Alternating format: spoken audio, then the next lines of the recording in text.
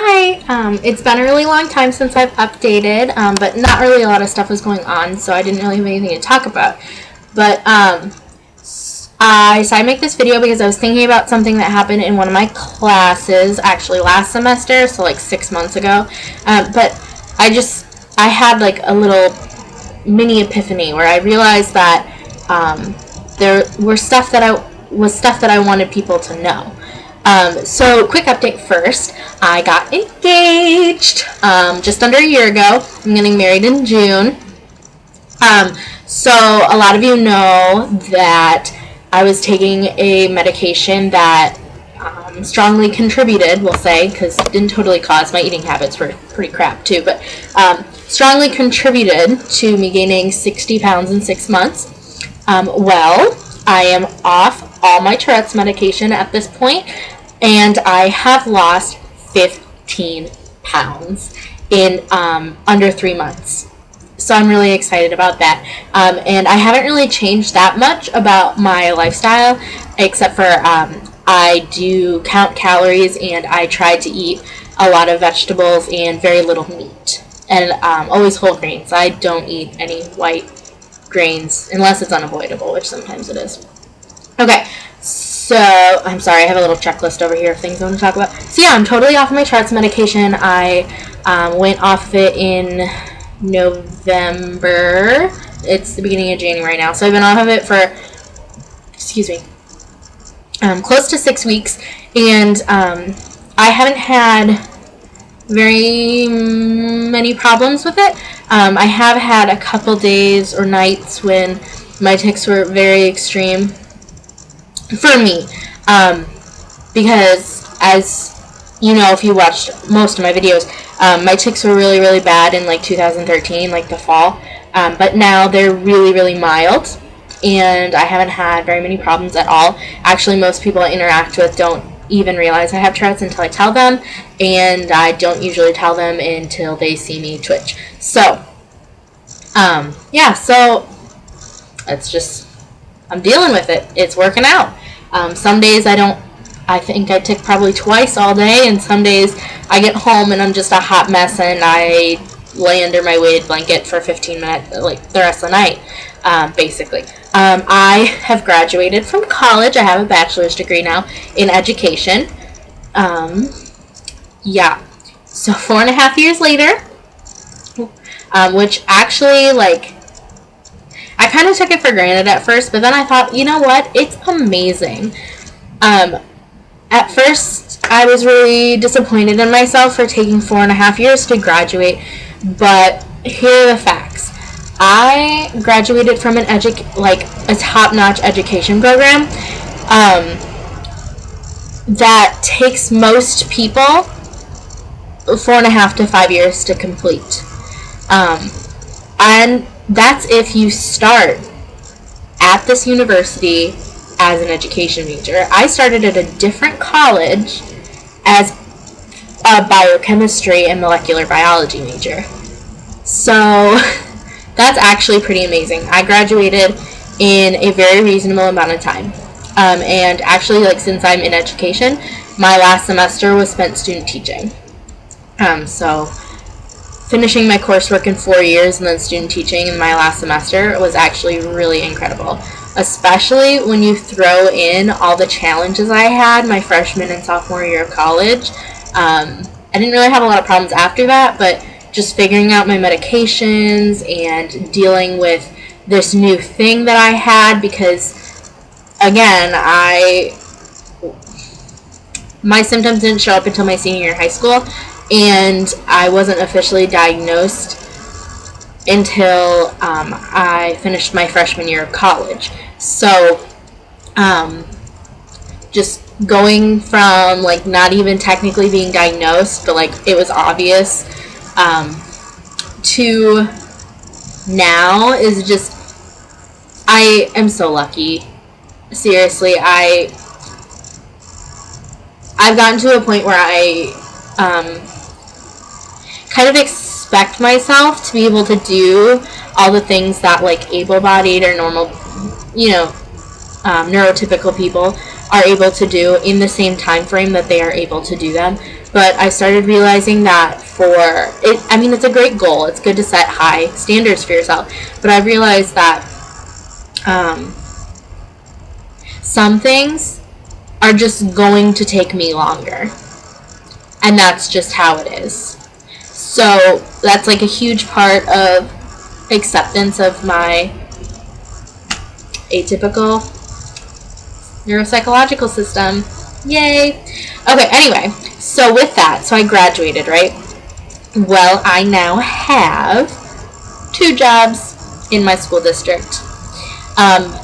I am an assistant cheerleading coach at the high school, and I actually just got offered a job today for a paraeducator position, support position, in a self-contained behavior classroom. So it's a special ed classroom for students with behavior disorders, which is a huge challenge, especially it's a K2 position, so they're kindergartners. This class actually does not have any first graders right now, but it's kindergartners and second graders. So I'm a little nervous, but also super excited for this new opportunity. It's a really good choice for, like, a lot of people have asked me, like, why aren't you just getting a teaching position? Well, graduating in December has a special challenge for education students because there are not a lot of full-time general education teaching positions that open up in January. So I did look into, there were 2 openings in my district, and I did look into both of them, but I was just not the right candidate for the position, and that's okay. So I have these 2 other positions, and I think they will really help me grow as a new teacher and help me be more marketable and desirable for whatever future positions I interview for. So I'm really excited about that. Anyway, the purpose of this video is something that I was thinking about relating to disabilities and how people relate to and view disability. So in one of my classes in the spring semester, it was a human relations course, we were talking about disability. And it was kind of an interesting topic because most of the students in the class were able-bodied, neurotypical college students, and hadn't had a ton of experience with the disability, so it was really interesting to get that standpoint. Also, my professor has 2 children with disabilities. I want to say, I don't totally remember, so don't quote me on this. I want to say both of them are mostly nonverbal. Mostly or completely nonverbal. One of them is in a wheelchair and uses a communication device. I do know that. And one of them has pretty severe autism. So, and they're both elementary age. So it was really interesting to hear her perspectives and also my typical peers' perspectives. And then actually I got asked a lot of questions, which was really good because when we started before we had started that conversation, but especially in that conversation, I brought up right away, I was like, well, my teacher kind of brought it, well, it doesn't matter. But anyway, it was brought up right away that I would probably have an interesting perspective on disability because I've been on many sides of disability. Like I spent most of my life totally typical, no problems, nothing abnormal, very able-bodied, very neurotypical, or we thought, whatever. So I spent most of my life like in this total bubble of normality. And then all of a sudden when I started getting my young adult life, I had the whole gamut of disability. I had impairment, I had severe disability, there was a point, and you guys have seen that point in my life when I could not function. I was not able to get out of bed. I was not able to dress myself. I couldn't walk more than 10 feet. I could not do anything for myself, and I had people taking care of me. I couldn't feed myself. It was bad. Yeah, so I have had several different periods in my life with several different levels of disability. And so my classmates asked me a lot of questions about this. And I wish I would have prepared more for this conversation, but because I'm not content with some of the answers I gave. And I still think about that, and it's been almost a year since that conversation. So I just wanted to talk a little bit about my views on disability. So one of the things that I really struggled with after the class is one of the questions that my peers asked. And they asked something along the lines of, is there a better word for disability? And I was like, well, what do you mean? And he goes, well, disability just is such a stigmatized word. Like, is there a better word to use? And I was thinking about it, and I think it just comes from a lack of awareness and education among the able-bodied populace about what disability is. So, I mean, first off, disability is a human construct. I mean, it's a social problem. In most cases, like, would a disability be a big deal if places were more accessible? For a lot of people, no.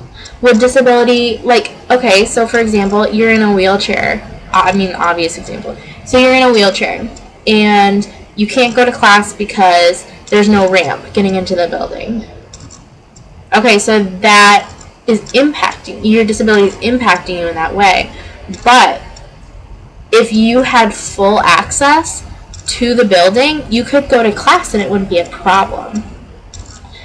So, like, nonverbal disabilities, for example, it's only a problem if the person with the disability doesn't have access to tools to make their world accessible. So it's very much a social construct. The other thing that I really wish I had talked about more is, like, disability is, like, the word disability. It's not inability. It's not okay, that's not a word. It's not inability. It's not inability. It doesn't mean you can't. It means you have different ability, not lesser ability. And that's another thing that I think it was just so weird to sit in this class and listen to all these typical normal, whatever you want to call them, people talking about the word disability and how it impacts people with disabilities. And I was just sitting here and I was like, I'm not sure how to respond to this with, like, facts and evidence and things like that, but I don't think that there is a need to change the word disability because of the idea that disability means different ability, not lesser ability, and not inability. And that's something that most people with disabilities understand. Anyway, so going with that, we also need to start recognizing that there is a continuum of ability. It's not just you're able-bodied or you're disabled. It's not just, you know what I mean? Like, it's not just you can or you cannot. And that goes with the different and not less idea too. So there's a huge continuum of disability. There's, like, able-bodied, you don't have any problems with anything, nothing stands in your way, you're good to go. You're good. And then there's kind of a level above that where it's like you're inconvenienced by something that happens to you. So, like, at this point in my life right now, and when I was on medication that was working, my Tourette's was an inconvenience to me. Occasionally it would stand in my way, but not very often. It was mostly of an annoyance factor. There were certain things that I wouldn't do because of my Tourette's, like, I'm still really uncomfortable going to movies, for example, because I'm scared that I'm going to have an outburst in the middle of the movie. but that's an inconvenience. That's not like a disability. So then it gets a little bit higher, and of course this is all my opinion, I just want to clarify that. So you get a little higher and you get to like slightly impaired, moderately impaired. And to me, like, impairment is less than like disability. Like an impairment would be like, for us with Tourette's, it would be more like when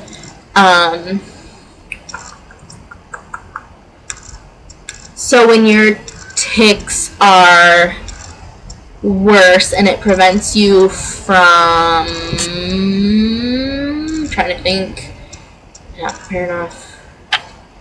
Okay, for example, I had a period in my education program in college where I really struggled with working with children because I was having tics that were inappropriate. So that would be kind of more of like a moderate impairment. It prevents me from doing things that I need to do in my life, but it's still not like disabling. Like, I can still go out in public, I can still live my life and do things I need to do and take care of myself. So then, I mean, there are several scales of like disability too. It's really hard to explain, but the way I think about it is it's just this big continuum. It's not that you're either disabled or you're not disabled.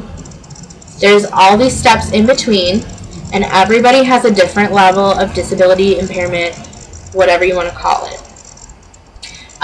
So like a big problem we have with that, and I've seen a lot of things on Facebook about it, and I thought of some people that I know who have this problem too. Able-bodied people think, and you know, some non-able-bodied people too, but typically able-bodied people think that if you're in a wheelchair, it automatically means that you are not able to walk. You cannot walk on your own. And that's just not true.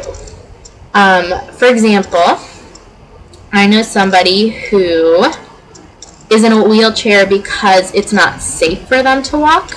They have balance issues. They are able to physically walk, but they frequently fall. They have a couple other issues where they may faint or fall over. So it's just not safe for them to walk.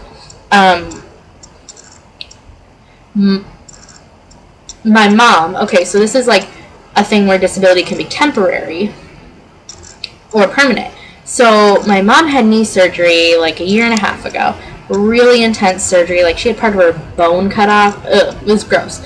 So she had like this really, really intense knee surgery. And she was off work for 10 weeks, I think. But she was temporarily disabled. And she could walk, but it hurt to walk long distances. So she would park in a handicap spot at the store, like at the grocery store. She would park in the handicap spot. She had crutches, so she'd crutch to the door, and then she would sit in one of the like cart scooter things. Okay, so that is an example of she should not be walking. It's really painful. Her leg is still healing, but she can walk short distances. So, I mean, that's just really a big problem that we have with the talk around disability. And also, another thing is the stigma around being medicated.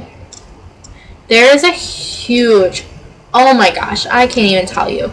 Like, there are all those pictures on Facebook and stuff that are like a picture of a forest, and it says, this is an antidepressant, and then a picture of pills, and this is whatever.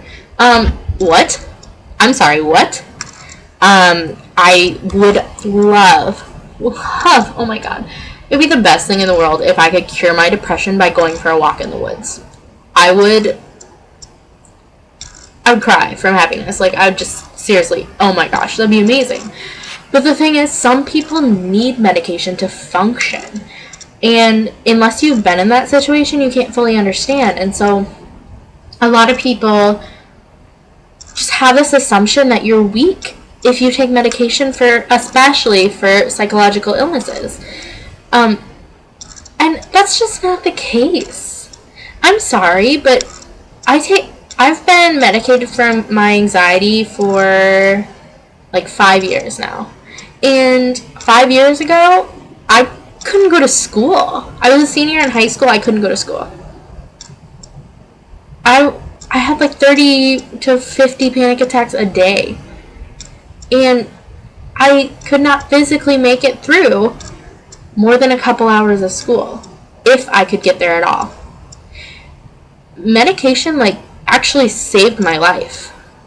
Because if I had to sit at home all day and panic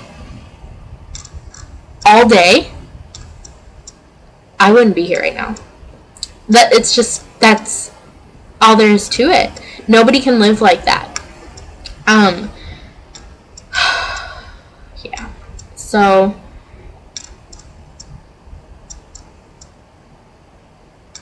I don't know. I guess the point is,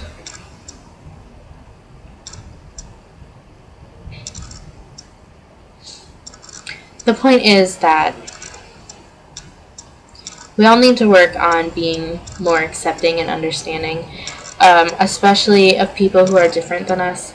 And we need to understand that different and less are not synonymous. Thanks.